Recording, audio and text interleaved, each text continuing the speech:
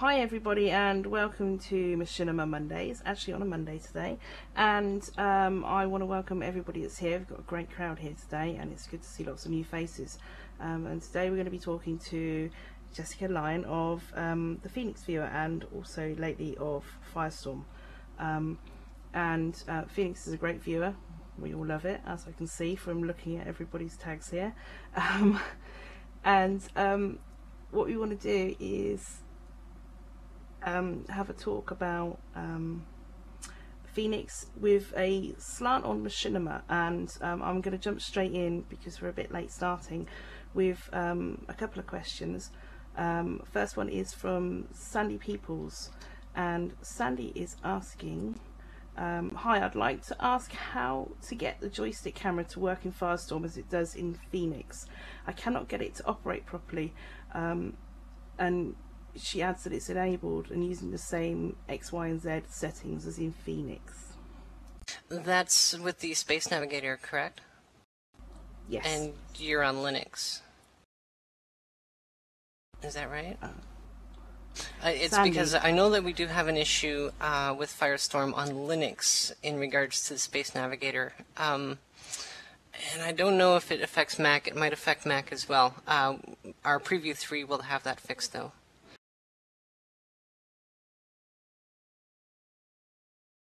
Sandy, are you on? Oh, she's on Mac. There you go. It's Mac, yeah.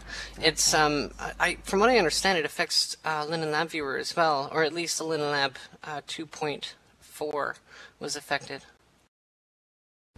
Yeah, I know it's something that's put me off using Viewer 2 on my iMac because my Space Nav does very strange things, and I'm completely unable to use it now unless I can use my Space Nav. So yeah, that's cool to know that we're going to get fixed. Okay, another question. This is, I'm not sure who this one's from. I was hoping to ask Jessica if they'd set up an alt-click focus utility for Phoenix, you know, so you can turn your head and look at people as you want to. Actually, I believe that if you have in Phoenix, it's a good thing I'm on Phoenix right now.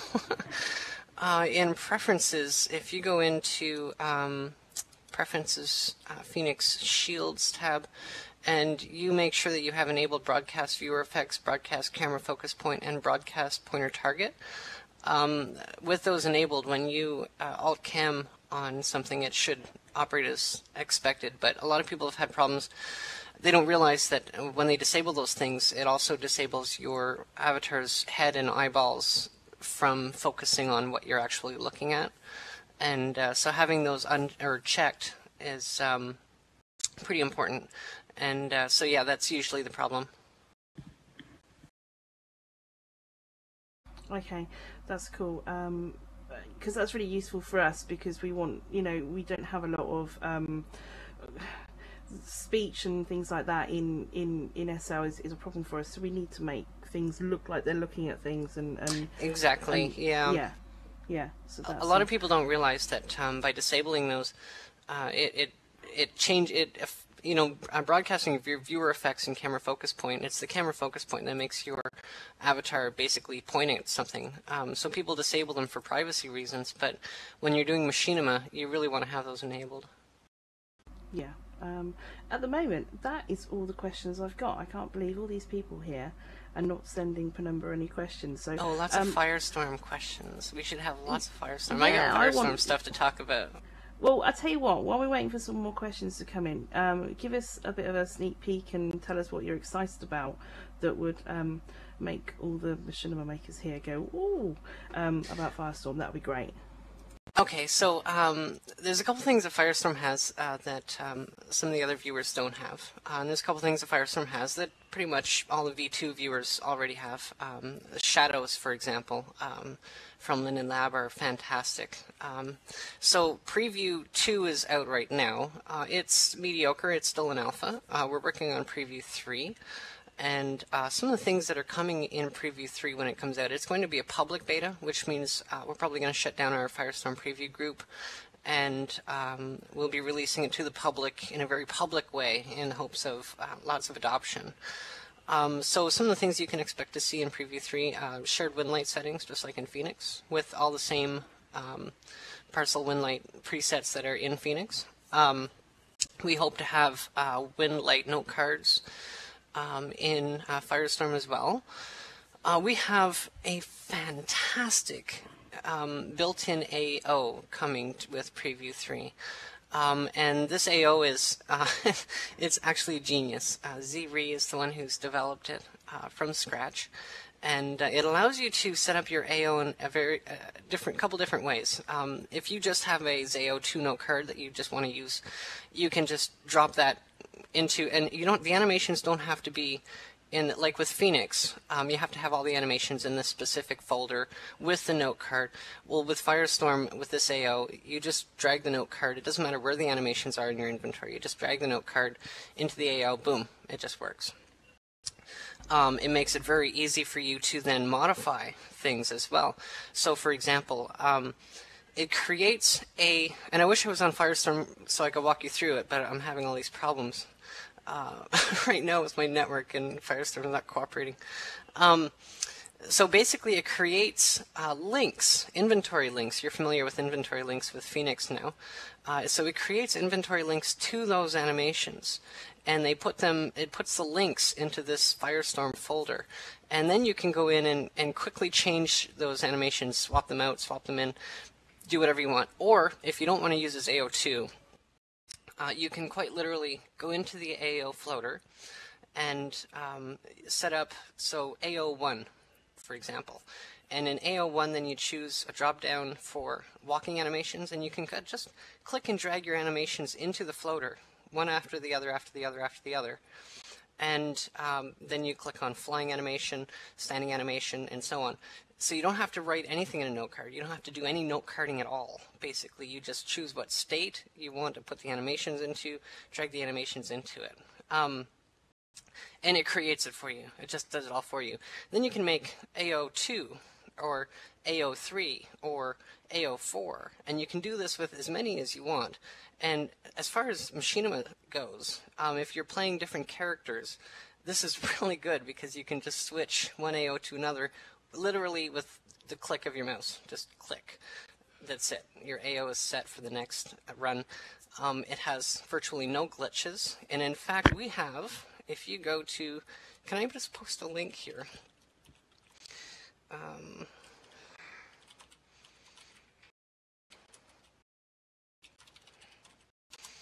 There, we have 3 tutorials, and there's 3, they're all 10 minutes, so it's a pretty good watch, and it's because this AO does so much, and also it's because it's Z-Re did it in text rather than in voice, so people could follow along a little bit better, which slows it down.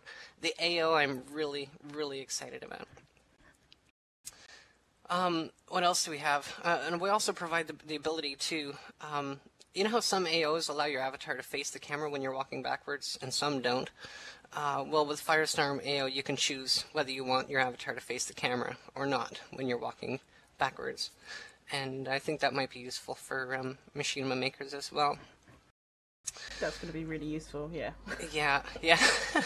It's, I mean, the AO is, I'm really, really impressed with the AO. It's so much better than the AO in Phoenix. And of course we have the lighting and the shadows that come with the Viewer 2, Linen Lab Viewer 2, and kudos to Linen Lab. They've done an amazing job on shadows. And of course, you know, I believe Kirsten has the same kind of thing. Preview 3 is going to be based on Linen Lab 2.5. And I think that will have depth of field in there as well. I could be wrong. I may be wrong. Don't mark my words on that. Another thing that's going to be incredible with Firestorm is, well, we have KDU coming in Firestorm. And as far as stability goes, it makes it very stable. As far as performance goes, it's lightning. I cannot believe how much faster things load. Your frames per second are like tripled from what you get in Phoenix. KDU performance absolutely blows my mind. It's incredible. Of course, we have RLVA built into Firestorm, which I don't know if you guys actually use that.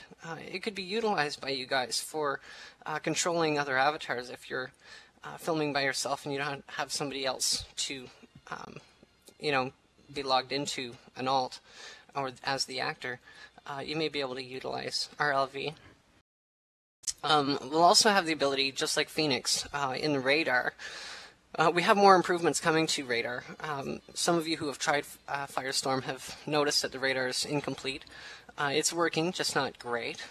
We have quite a bit more improvements coming to that, and things like double-clicking on a name and your avatar, your camera, cams directly to that avatar.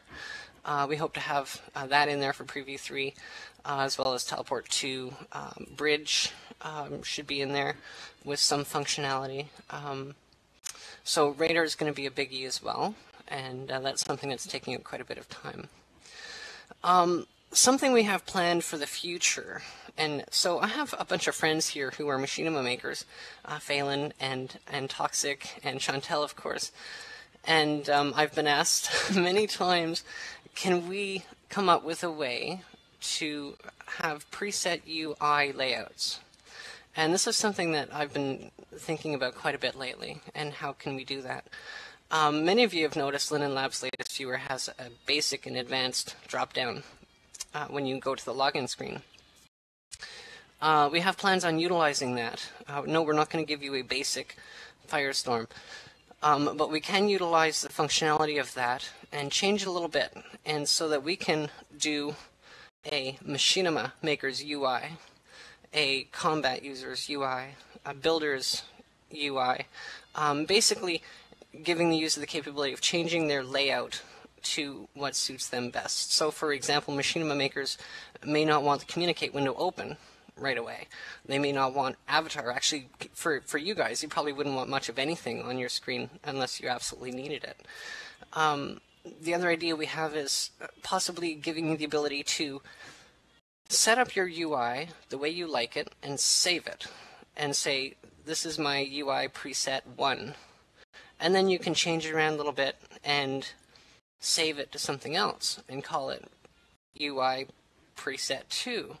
Now, I don't know how, I can tell you it's not going to be easy, and I can't promise you how soon we'll have it. It won't be in Preview 3, but it is in the works. So that's something that we're looking forward to, and we do have planned that I think you guys would find great use of. That would be absolutely amazing. Wouldn't it? That would be fantastic. That would be so cool. I mean, that would be just so perfect. That would be fantastic for our workflow, because I mean, people that use, if anyone here uses Premiere Pro, and they know that they can set up their workspace exactly as they want it. like that. Yep. Yeah, you know, same idea. Be brilliant. I'm very, very, very excited about that one. I'd love to be able to say that, you know, we're doing that right now, but it's going to require a heck of a lot of work, and so I can't promise when we're going to do it. We already have a heck of a lot of work to do on Firestorm as is. Just getting, you know, Phoenix stuff into it, and just getting the interface bugs worked out of it, and all the other bugs. But it's in the planning stage anyway. Well, we're going to love you for that. I'll tell you that for nothing. Yeah, we're really excited about that one. It sounds like some interesting stuff coming up. The AO sounds fantastic, because I don't know if anyone else here does what I do, but say I'm shooting something with 4 or 5 scenes, and I know I have stuff that I need for each scene. I tend to folder them for each scene now, and that includes wind lights or anything else, and if I can do that and save information to then load into an AO and stuff like that, that would be fantastic. I mean, because it's so easy to do the AO. It's incredible. Yeah. I'm so proud of Z. She's a new developer on the team, and she's really created a legacy with, you know, the first thing she's done is just an epic a piece of work. You see, give a girl geek something and she's going to make an AO in Second Life, I can guarantee it. Basically, we all want to walk nicely. Okay, I'm going to go for some other questions. Crap has got a question. Any hope for mirror effects? Now, I remember when I first downloaded Firestorm, and here's a bit of a story for you. I downloaded Firestorm and thought, I'll just try this because I'm just going to a meeting, and the building that I rezzed into didn't actually res, but I had the most fantastic mirror of Linden Water that I'd ever seen, and I was like, I don't care if the building doesn't res, because look, I've got a mirror. And I was really excited. So any hope for mirror effects, and believe you me, you're probably quite close to it already with Firestorm, but any hope That for would, that for definite? I would love to be able to do that. Now, that involves render pipeline, and for those of you who don't speak Greek, I'll just put it this way: render pipeline is really complicated, and it's kind of like it's kind of like in its own little world of coding, and even, I mean, there's very few Lindens who even understand render pipeline. We have TechWolf and we have Kata, who both have some understanding of render pipeline, but it involves quite a bit of work, and I would love to see it happen, but I don't know if it's going to happen, and I have a feeling some of that may have to be done server side. So Linden would have to have some paw in there as well. It was a few years back. Now I'm talking about going back quite a few years now. The functionality was actually in the server code, as I believe it. Yeah. And they took it out because they were worried about people's graphics cards and things back then.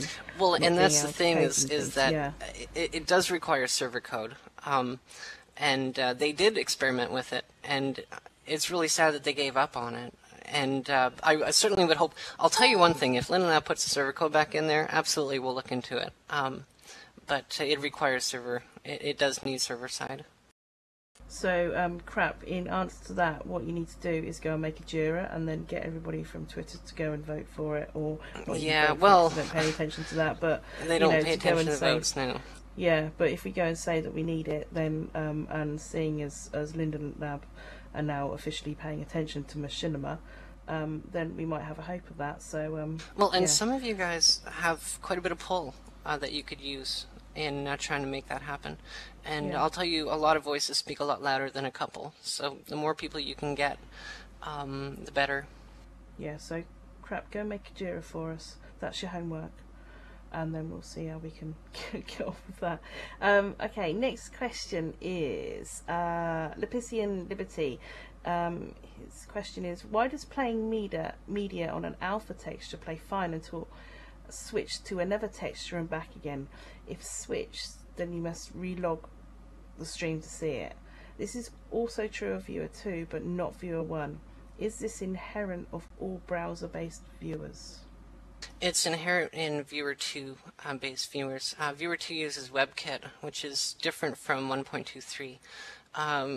In my opinion, humble opinion, 1.23 had the right idea with media, but the method that 1.23 uses was limited. And in order to support media on a prim and all the other media features, they've decided to go with WebKit.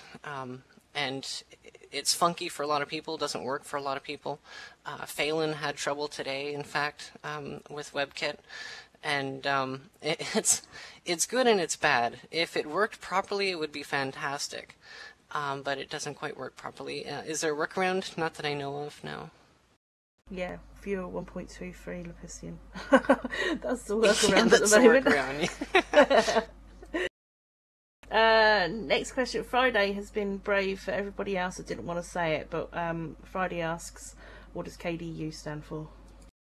KDU stands for Kakadu, and Kakadu is the name of the company that develops KDU. And what KDU is many of you are familiar with sculpt issues on Phoenix, I'm sure, and pretty much any other third-party viewer now that is not allowed to use KDU. And that's because after the whole Emerald thing, Linden Lab made a policy change. Well, actually, they had their lawyers look into the license that they had with Kakadu and determine that third-party viewers shouldn't be using it unless they have an LGPL based viewer code base. And I know this is Greek. I'll try to make it in English. Basically, we've been forced to roll back to OpenJPEG. And OpenJPEG is basically a library which deciphers. So when you look at a chair, what's being sent is data, all zeros and ones. And OpenJPEG basically deciphers that code and renders an object for you so that you can see it properly. OpenJPEG is buggy, and OpenJPEG is very fussy, so when it sees something that doesn't quite look right, which is usually a sculpt, because sculpts are kind of a hack in their own, and so if OpenJPEG sees some data that's incorrect, OpenJPEG says, I don't understand what I'm seeing, so I give up, and it doesn't display it properly. Kakadu is kind of like OpenJPEG, except 100 times better. It's faster at deciphering the code, it compresses the data faster, it renders things much faster, and it ignores. So if, for example, that same sculpt is viewed by a viewer with KDU, it basically says, oh, there's an error, oh well, ignore that error and continue. And it will continue to render it. And for the most part, sculpts will look correct every time on a viewer with KDU. Unfortunately, there are very few viewers that have KDU. Firestorm will be the only third-party viewer with KDU, at least for now, unless some of the other third-party viewers decide to purchase it. The problem with KDU is that it's not free. OpenJPEG is free. We had to pay a significant amount of money to get KDU, and we have to pay for that every year. And we bought it because, A, it improves the user experience. By rendering things faster, it improves the viewer. It improves rendering in sculpts. It improves performance. It improves stability. It's worth every penny that we've paid for it.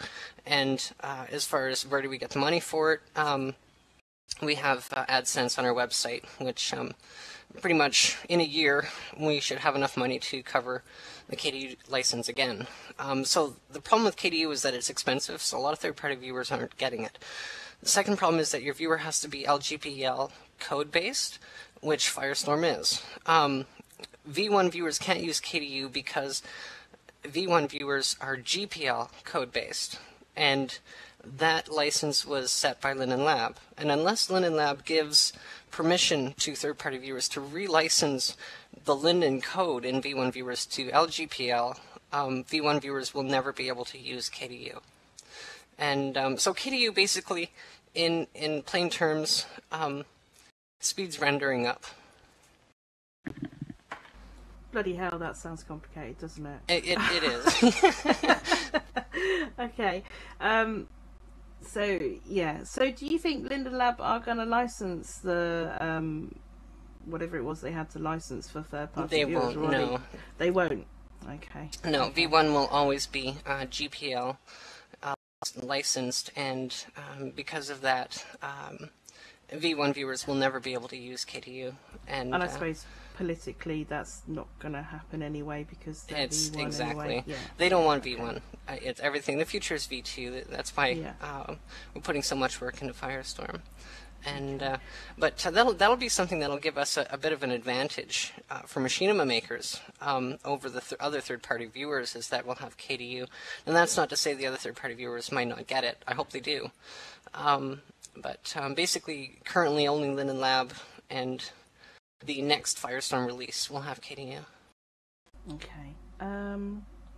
Oh, so now I've got Chantal Harvey with her current obsession question. How about implementing 3D for filmers? Chantal says she wants to film in 3D, which I'm not sure anybody realised that about her. But if you can give any information to help her with that, it would be fantastic. Yes, I do realise that. Chantal's pointed it out to me a few times now. Has she? That is also, yeah. Yeah. We're actually looking into getting the correct license for that. So again, the trouble is that we have to have permission. So it's actually a university that wrote that code for 3D, and I believe Kirsten is using it in his viewer. But for Kirsten, GPL doesn't matter. Kirsten doesn't intend to use KDU. and so it's very easy for Kirsten to just take a different licensed code and put it into his viewer. For us, though, we have to be, all of our code we put in the viewer has to be LGPL. So, for example, if we have, and this is one of the reasons why Firestorm is taking longer to do, we have stuff in Phoenix we'd love to just port over into Firestorm, but the code that most of the code that was written in Phoenix was written under GPL. So if we take GPL code and put it into an LGPL code viewer, then you've just created that entire viewer to GPL. You've demoted it. And so we have to, anything that's GPL, we either have to have written permission from the creator and all the people who wrote that code to license it to LGPL for our use, or we have to write it from scratch. And so we've tracked down the creator, or been trying to track down the creator of the 3D rendering code, and it is somebody at a university, which I can't think of off the top of my head. I think but they don't have contact info. Yeah. That's right. So we need to get a hold of them and get them to, or ask them if they would relicense it to LGPL. If they do, it'll be easy for us to put it into Firestorm. There's a chap on Second Life who's a filmer called Ian Pahute. I'll put the name in the chat. You might want to have a word with him because I think he is in contact with the guy at the University of Michigan about his 3D code. Oh, so, is he? Oh, okay. Yeah. So that's, yeah, have a talk with yeah, Ian. See, Dale Glass has it in his viewer, but Dale Glass has a GPL based viewer, and so it doesn't matter for Dale what the code base what and Ian's going to be pricking up at me mentioning this and us talking about the 3D stuff, so it'll be a race to see if you can get in touch with him, or he'll probably rush and have a word with you. That's great. That's a good contact. Thank you. So there you go, Chantal. I hope you feel a bit better about that, and you know it'll happen for you one day, my friend. So Hypatia Pickens asks, what are the consequences for us if we are required to get a mesh viewer? So there's a couple things in play there. First of all, a Firestorm will have mesh, and in fact any V2 viewer will have mesh. And there's a developer by the name of Henry Beauchamp who's working on, or planning on, trying to backport mesh into V1. I don't know if he'll be able to. He's a very good developer, but I don't know that that's even going to be possible. Although I didn't think avatar physics would be possible in V1 either, which we just released today. But as far as mesh is concerned, V2 viewers, obviously we're keeping track with Linden Lab, and Firestorm is based off of Linden Lab's V2. And when they release mesh, certainly we'll be updating to their code in Firestorm and releasing it, and our users will be able to see mesh. The trick is whether we'll be able to provide users the ability to upload mesh objects. So for example, say you're a sculpt creator and you want to start creating mesh objects, and you use these 3D programs to create these objects, and then you want to upload them. So just like you upload an image, it's the same way you upload mesh, but the mesh uploader is tied into some code, the Havoc physics engine, for example. And so there's some code that Linden Lab can't give us. And so we have to try to write it ourselves and figure out what it is. We have to reverse engineer it. And so providing the ability to upload mesh might take a little bit longer. But mesh will be in Firestorm, and it will be in, I presume, pretty much any V2 viewer that's out there. Is going to be something that any of the third-party viewers are going to want to adopt, because it sounds pretty promising.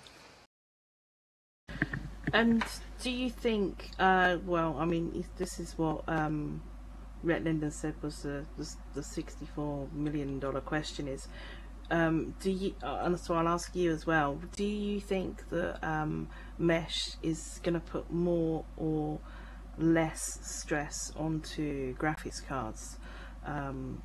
Generally, and also for the sort of rigors that we put our computers through for Machinima?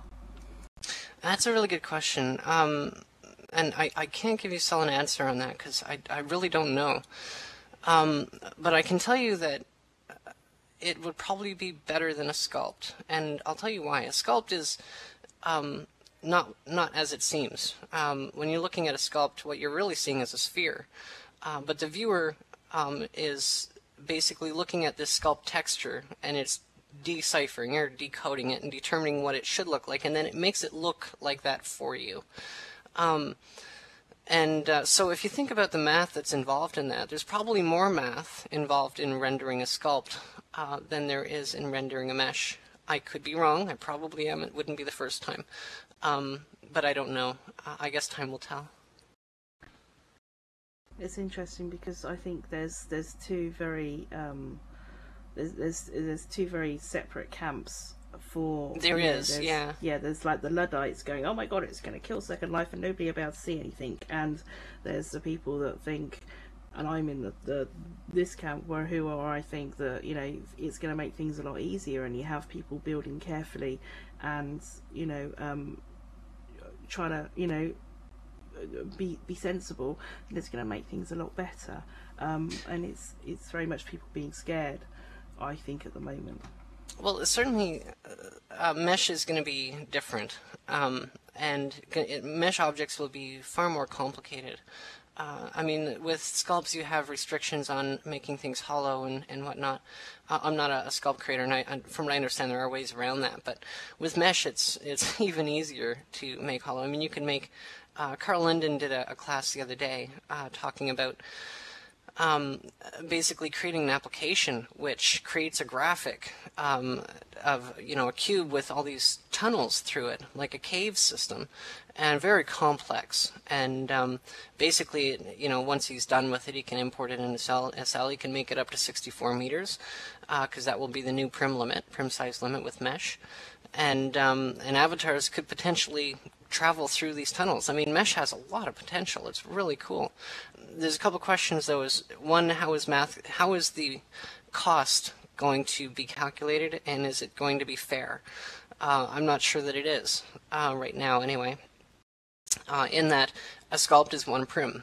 It doesn't matter how complex that sculpt is, it's still one prim, whereas an airplane made from mesh is one prim, but it actually costs you 35 or 80 or 120 prims. And so I don't know that, you know, I think what's going to make it or break it is going to be the cost that they give on it. Because if users can create the same object in mesh with less prims, then they're going to do it with sculpts. Yeah, because it's interesting because they sort of keep changing the ballpark of the prim cost of mesh. Yeah, they're still trying to figure out how to calculate it. Yeah. Yeah, and so that's causing some consternation, I think. You know, but I mean, I would say to anybody, if you've not been over to the beta grid to have a look at what's going on with mesh, you really, really need to, because it's very, very exciting. Oh, it's amazing. Yeah, there's some beautiful, amazing stuff over there. That'll just look like a triangle if you go in the wrong viewer. But yeah, that's good. See, there's another thing that should probably come up, is that when mesh does finally get released, that is the nail in the coffin for V1 viewers. Yeah, and see, that brings me to another point, is that that is quite dear to my heart, is the fact that, you know, everybody is very, very, very attached to 1.23, yeah. And, you know, really with good reason. There's no you know, there's no secret that most people are comfortable in 1.23, and it is going to be a heavy day when that goes. And I know that Firestorm looks almost like a 1.23 viewer, and that's nice, and it's comforting, and it's an easy way for people to make that move and not be scared, and not sort of have their experience taken over by a traditional Linden Lab V2, which very much tries to control your experience, which is why I think people don't like it so much. So are you going to be able to make, in a perfect world, everybody would want V2 but to look like 1.23? Is that sort of, I suppose my question is that the end result that you're trying to get to, or are you trying to get to a midway point? If it was possible, that would be fantastic. Unfortunately, it's not really possible, and there's a couple different reasons why that is. So first of all, even if it was easy enough to do, we could just modify a couple XMLs and change a bit of code here and there and make it look exactly like 1.23 or 1.5 Snow Globe, 1x viewers. When it comes time for us to merge with Linden Lab's latest viewers, so for example, this Firestorm coming out is based on Linden Lab 2.5. Now, Linden Lab is already at 2.6.7, I think, or somewhere around there with their betas, or their internal. And so, you know, we're going to get Preview 3 out, and we're going to be already behind quite a bit from Linden Lab. So then what we have to do is merge Linden Lab's code in with Firestorm's code. So now, the more that we've changed on Firestorm, the less things that are going to merge properly. And when you have problems with things merging, then you have to do it by hand. You have to do it by eye, line by line by line by line. And so, as it is right now, it took us about 2 weeks to merge from Linden Lab 2.4 on Firestorm to Linden Lab 2.5. It took us about 2 solid weeks, and during those 2 weeks, nobody can work on the viewer because you just can't put changes into it because it's going to be different. And so that's 2 weeks of dead time with one developer working, you know, crazy hours trying to get this merge completed so that the other devs can then start working on it again. The more we change, the longer that's going to take to do those merges. So even if it was possible, and it isn't, but let's just say hypothetically it was possible to make Firestorm look just like V1, it would be impossible for us to keep up with Linden Lab at a reasonable pace. As it is, Linden Lab is, they've increased their release schedule exponentially, and they're making it very hard to keep up with. And, you know, and so the more change sets they put in, the longer it takes us to merge. The more change sets we put in our viewer, the longer it takes to merge. So if we were to make it like V1, it would take us a month and a half just to do the merge, hypothetically. And so the goal isn't to make it V1. It was originally, until we started looking at the complexity of doing that and the side effects and disadvantages of doing that, which are pretty big. So that's why we decided we're going to make Firestorm as much of a hybrid as we can. We're going to try to make it look V1 friendly without making it impossible for us to keep up with Linden Lab upstream. That's a good answer. Do you think that they're pushing their releases because they're sat there and gearing up for mesh? So I mean that's the $1,000,000 question, but it seems to me like they are really pushing it towards getting ready for that. I think there's a couple of reasons why they're pushing their release schedule to a higher pace.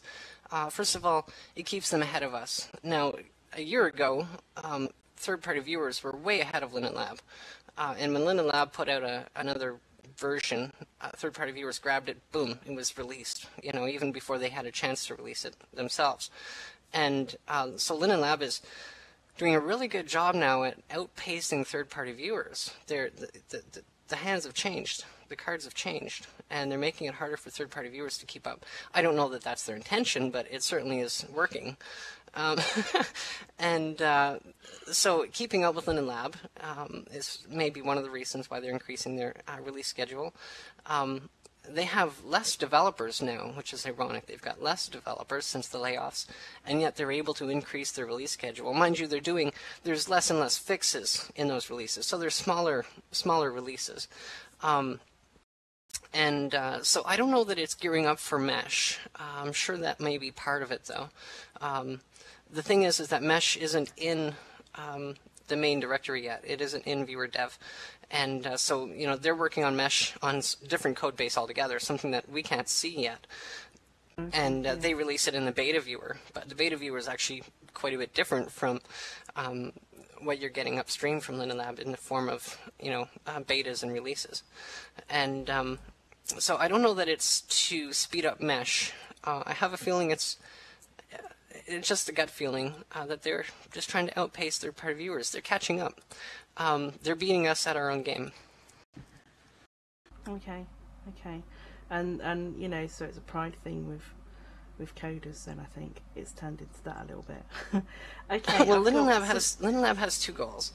Yeah. First goal is to get people on viewer 2. And the second, not necessarily their viewer 2, but a viewer 2 code base. That's their primary goal. The secondary goal, and this is just in the way of development. They've got all kinds of goals for, marketplace and all these different things. But as far as viewer development, their primary goal is to get people onto viewer 2 code base. Their secondary goal is to get people onto their viewer 2. And they're accomplishing that by keeping the release schedule up and keeping third-party viewers a little bit behind. That's interesting and political, isn't it? Yeah. And, fair play to them. It's their sandbox, so they want them, people to be absolutely. And I give them kudos. They're doing a good job. So I've got some more questions now. Lepician is asking, will we see support for textures larger than 512 by 512, like maybe 1024 by 1024? Not that memory has been increased, but is there going to be support for that? Well, 1024 by 1024 is the maximum textures can be. There was an exploit about 2 years ago, maybe it was less than that, a year ago, where you can actually upload up to 4096 by 4096 textures. But unfortunately, people were using that to crash viewers. Basically, they'd take a sculpt with a lot of faces on it and put all these 4096 textures on it and res it in front of you, and your video card goes boom. I wouldn't expect that they would ever increase more than 1024 by 1024. Especially after that. Okay, yeah, well, it's a good point, isn't it? And just out of interest, not necessarily machinima based, but how did you guys cope with the Vogue Orbis, the exploit that came out last week? Good question. So actually, we reported that. TechWolf, I believe, was the one who initially reported that on a Sekachira. And then it was reported by some users. That bug has been around for over a year, quite a bit over a year. And we actually had it fixed we had a little bit of a, oh my gosh, when Linden Lab announced that this bug exists, because first of all, it can be used to crash viewers, and that's not the end of the world. But it could potentially be used to gain access to people's computers. And which we weren't aware of. And so we started going through our code, and we discovered that actually we had in fact fixed that bug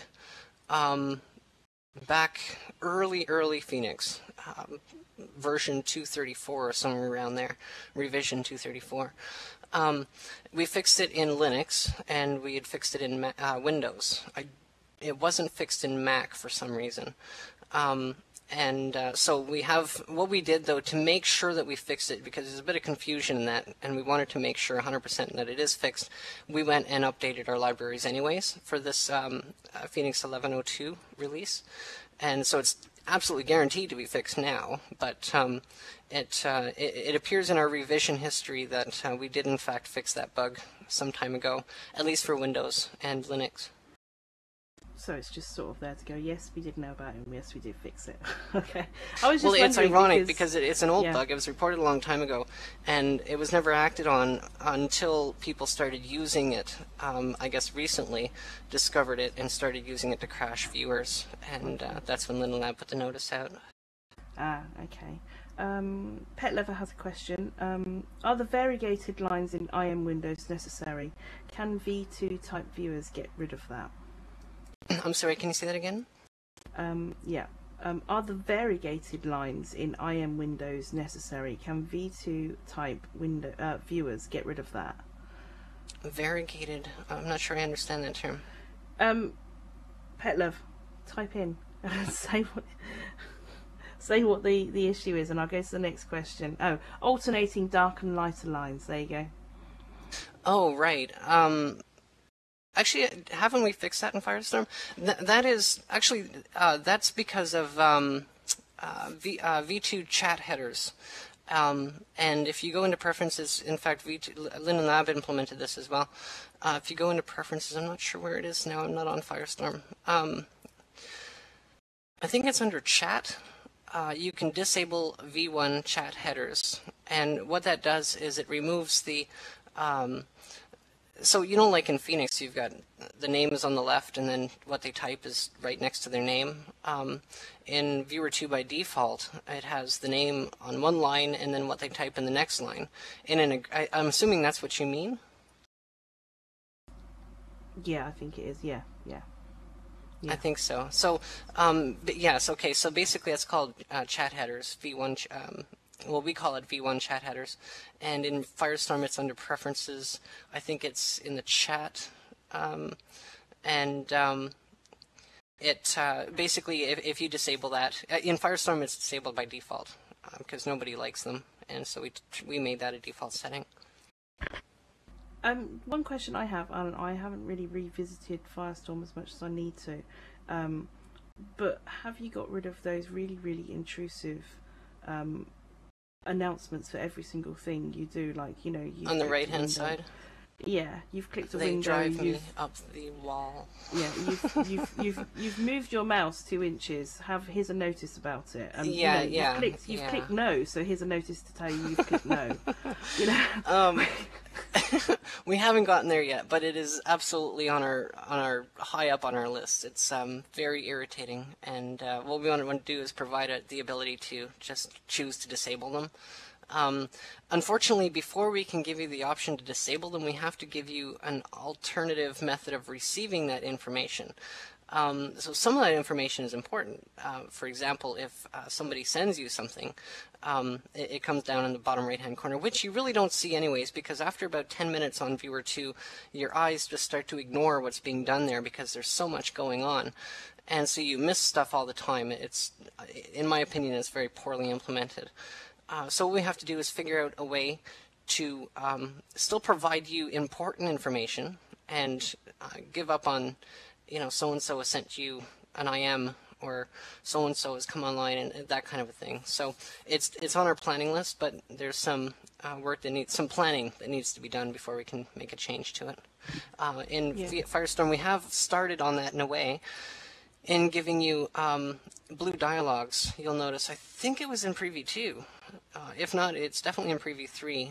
So when an object, you know, if you somebody sends you a hug through a scripted object, you get a little dialogue on Viewer 2. It's down the bottom right alongside with everything else, and you don't see it. What we've done is we've gone back to giving you the blue dialogue pop-ups in the top right-hand corner, like V1. We just have to work on coloring them to fit with the UI color, or the skin color of the UI. But so we have started on that, but there's more to do. It makes a lot more sense. I mean, you know, that is classically, you know, the way it is at the moment in V2 is classically bad, you know, UI, because your eyes don't go down to the bottom of the screen. Any heat. Well, and that's the thing. There's so many interface rules that were broken with Viewer 2. It amazes me that it was released. I know. Yeah, it's awful, and you know, just the fact that it tells you, you know, you've moved your mouse 2 inches to the right. Are you sure you want to do that? You know, it's like having the worst clippy in the world on a viewer. So if you can get rid of those, we'd love you forever. It is like spam Hypatia. You're right. You know. Well, and a lot of those, some of those are notifications. The problem is that it's a mixture of different things that are going on there, and they're all going on in the same place. If you go into, oh darn, I'm not on Firestorm, so I'm not sure where it is now. I believe it's notifications or pop-ups. In V1, it's pop-ups, preferences. You can actually disable most of those notifications ahead of time. Yeah, it is almost like being spam griefed by the viewer as soon as you get online, and I immediately start to panic, and I don't know what the hell's going on, and I end up just clicking everything, and then it's telling me I've clicked everything, and I'm like in this never-ending cycle and don't get anything done, you know, because I'm just clicking all this stuff all the time, and then I just have to log off and go on to a 1.23 viewer. So it's up there in the whole thing with 2.0, and I think Linalab Viewer still has streaming media and streaming music streams playing at the same time. So if you log in a sim that has a music stream and a media stream, they both start playing at the same time. And I mean, I remember my first experience with 2.0. I happened to log into a region that had a music stream and a media stream, and of course you don't know where to turn it off, and you've got this music blasting, and it's all just wow. I was, yeah, and if shared media starts going on 4 different plots and you're right in the middle, Yeah. then, you know, then your brain explodes and it's like scanners, yeah. So, one question I have is machinima related is there any way that you guys can give us full screen on V2? Not yet. And I don't know how possible that's going to be. I'm hoping that maybe Kirsten will figure it out. Or another third-party viewer. I mean, we have, I can't tell you how full our hands are right now with our list of things that we need to do on Firestorm, and that is also on the list. But there's some stuff we just kind of hope that some of the other viewers might, you know, do before we do, and we can borrow that code and give them thanks and kudos for it. Currently, V2, to my knowledge, isn't capable of going full screen, and I suppose that's thanks to the UI people. Yeah, and that's why we were hoping that you could do what they It does can't, suck, because you've done everything else that they can't. And it does suck for us, because if we want to film in true 1080 HD, unless you hack the UI slightly and use 2 monitors, you literally can't do filming in 1080 HD. Well, actually, no, that's not true. Oh, go on, tell. In Firestorm, under the darn it, I wish I was on Firestorm right now. It's under, I think it's Advanced or Develop menu. One of those menus is a drop down that you can choose what you want your window size to be, and it will set your window size to that. But what it actually is it's setting the window size to not the outside of the window, but the graphical part of the window. So if you set it to 1920 by 1200, that's what you're going to get on the viewable graphical part of the screen. And that's also in Viewer 2, I believe. Or you can enter it in manually, right? So that you can work around that. Yeah, I mean, see, the problem for me is my monitor, even though it's 27-inch monitor, and it's full HD for 1080. Oh, I see. Right. Yeah, you see, so it's very difficult. I see what you mean. To then, yeah, on 1.23, and I mean, you know, most people may not have a 27-inch monitor, or some people like Chantal has got like a small Cray that runs Ethiopia or something, but has a huge monitor with that. But it is, you know, 1.23 is fine, that's no problem. But to physically grab that and do it, it's really, really difficult, you know. So it's a problem for us, because then if we want to go and look at mesh, or want to film something with shadows particularly, or something like that, there is more Viewer 2 set up for. And this goes back to what we were talking a little bit earlier, is that one of the advantages that you guys have over many of the other residents is that what you do in itself promotes Second Life. It promotes Linen Lab. It promotes this virtual world in this grid when you film on this grid. And so that gives you a little bit of pull, you know. You're helping Linen Lab in many ways.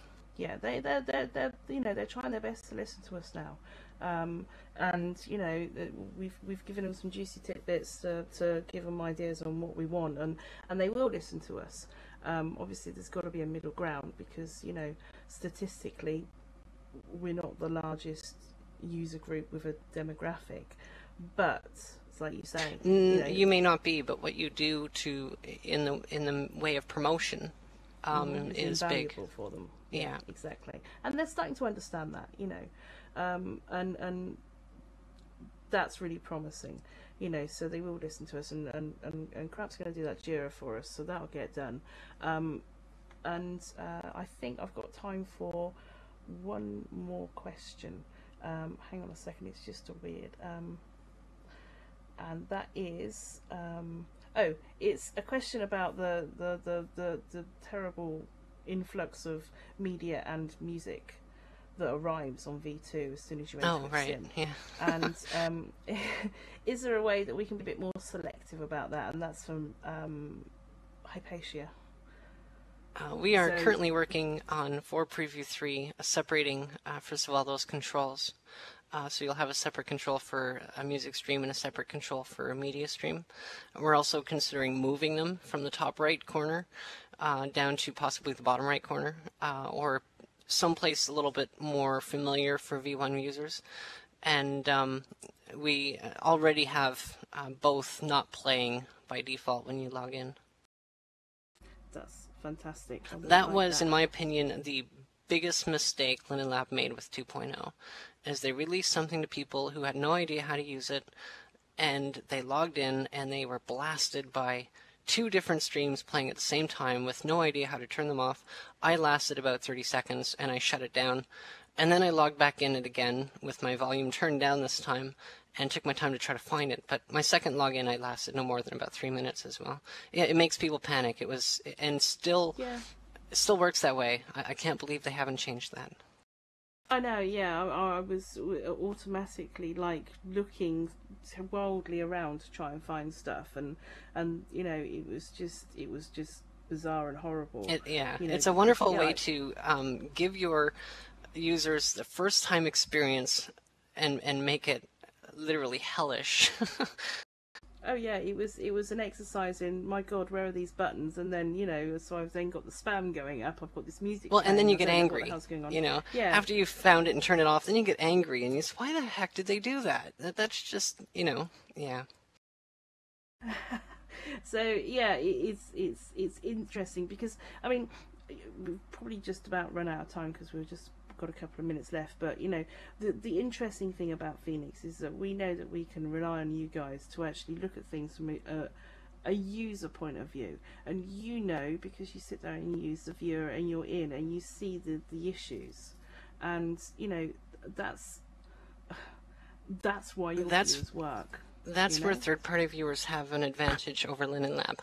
And until Linden Lab takes my advice and the advice of, I'm sure, many other third-party viewers, and actually gets some feet back in the community on the ground with people like us, and actually listening to our problems and listening to how we use Second Life, because they don't understand that. They work in Second Life.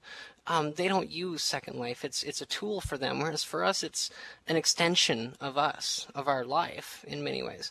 And so for them, they simply can't understand how we use Second Life until they themselves spend some time in Second Life. Unfortunately, with the layoffs, most of the Lindens who started out as residents no longer work for Linden Lab, and most of the Lindens that work for Linden Lab now were never residents. And so they don't have the advantage of understanding how we use Second Life, whereas third-party viewers do, and I think that's the advantage. And I think that is the perfect statement to end on, because it is all completely full of win and truth. So I'm gonna close this up here and say thank you very much, Jessica, for giving your time to us, and it was really useful. It's a great pleasure. And it's been an absolute pleasure, and I have found like reasons to be really excited to go and go back to Firestorm and have a look at it. And thank you very much. And I know everybody here is really excited about what you said as well. So thank you so much for coming and speaking to us. Thank you for having me. I had a great time.